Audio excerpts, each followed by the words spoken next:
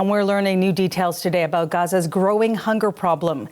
Chaotic scenes at soup kitchens are commonplace, and Gaza health officials say there simply isn't enough food to feed those who turn up, leading to deaths from starvation. They say in the last 24 hours, 9 more people have died from malnutrition. That brings the confirmed total since the war began to 122. The total, that is, 83 of whom are children. Dr. Joanne Perry is the Canadian medical team leader in Gaza with Doctors Without Borders, and I asked her to describe what she is witnessing there.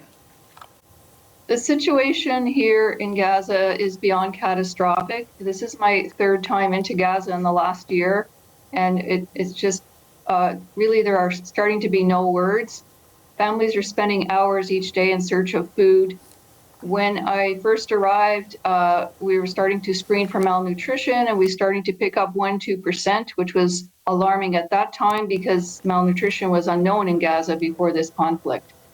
And when I arrived this time in June, it was at 10%, and this is alarm bells for our teams. And now in the last 2 weeks, we're up to 25% of young children and pregnant and breastfeeding mothers with malnutrition.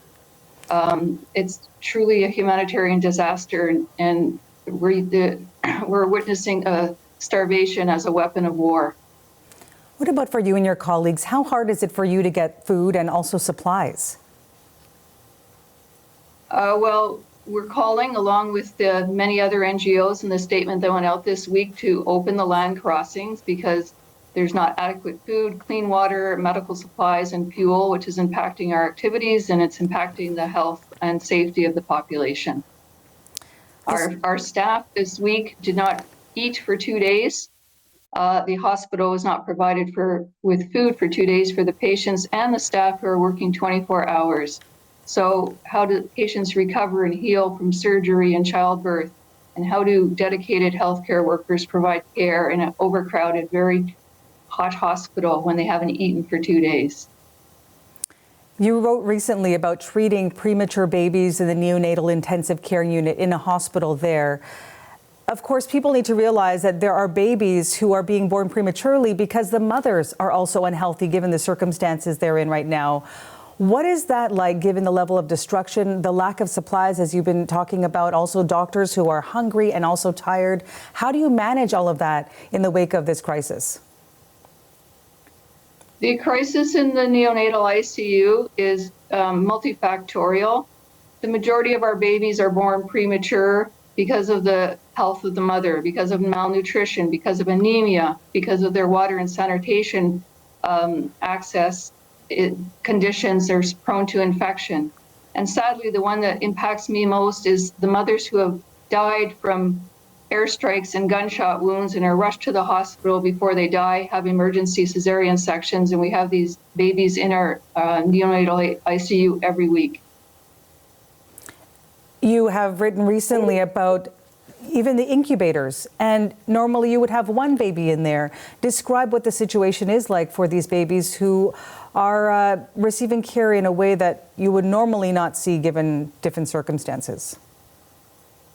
That's correct. It's beyond or below any acceptable standard of care. There's 12 incubators in our neonatal ICU. We typically have between 20 and 23 babies. The first week I was here 6 weeks ago, we were shocked one morning to see 2 babies in an incubator. And then a few days later, 3 babies in an incubator. And then the picture I took, which has gone viral, of 5 babies in incubator. It's just unacceptable because high risk for infection with these vulnerable babies, very difficult to provide the intensive care they need with babies squished into the incubator for their medications, for their food, for changing position. It's just completely challenging and unacceptable. And we've been hearing about these conditions for quite some time, the calls for more help to come in, that famine is looming. What is your message to the international community? What more needs to be done to make sure that this situation does not continue to deteriorate past the point that it already has? We don't want to wait till this is declared an actual famine. The population is starving. It has long-term effects on their health and their psychological health. And it's reducing the fabric of society now. This week, we had a woman who came for milk because she's desperate. There was unavailable. She left her baby on the table and abandoned the baby. Children are precious in Gaza. This has never happened before. Luckily, in this case, between community support and hospital support, she came back for her baby. But people are desperate. They're also desperate going to these distribution sites that are highly militarized, and it's either I get food for my family or I possibly get shot and die. We want the land borders open and aid to come in as quickly as possible, and enough with everybody pleading for this. We need it to happen today. Dr. Joanne Perry, thank you so much for your time, your insight, and for sharing the experience that you're seeing there on the ground, and also what you and your team are also dealing with right now. Dr. Joanne Perry is a Canadian medical team leader in Gaza with Doctors Without Borders.